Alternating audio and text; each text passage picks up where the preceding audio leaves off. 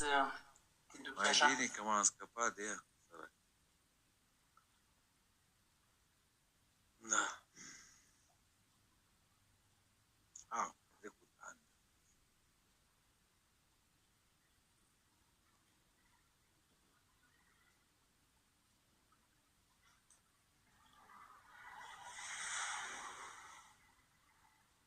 Cu cine vorbesc? Bunica? Bunica? Cu bunica, cu bunica. Păi ce bunica? Ce probleme aveți în viață? Stai că n-am înțeles. Păi zic, ce probleme aveți în viață așa? Ce probleme am? Da, da. Dar n-am nicio problemă. Ce probleme să am? Dar a spus că l-ați lăsat după 20 de ani, e păcat, e urât. Asta au fost acum mulți ani, în 2018. E urât să lăsați un bărbat după 20 de ani care v-a iubit, care da. De ce să rup relația? E plin. Atât au fost scris. Da. Și crezi că găsiți altceva mai bun? Dar nu-mi trebuie altul. Dar ce nu găsesc și eu jumătate? Dar nu-mi trebuie, la ce să-mi trebuiască mie un bărbat? Sunt întreg, nu? Ah, Nu-mi găsesc și eu.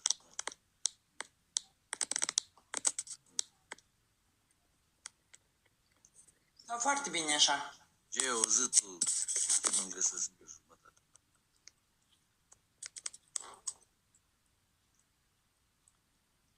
Nu să stai, mă, 20 de ani cu un bărbat. După aia să-i găsești.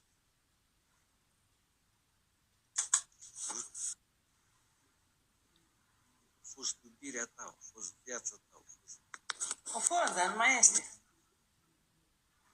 Acum nu știu, da, dacă nu mai știu să te prețuiască... Da.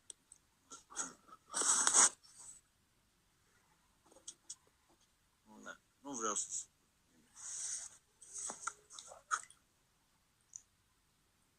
Atât au fost scris de la Dumnezeu. Când e scris să termine, se termină. Așa crezi? A murit sau? A murit?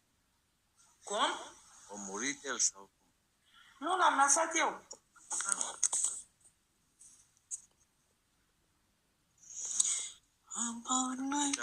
Și trebuie să moară, deși nu să pot despărți oamenii.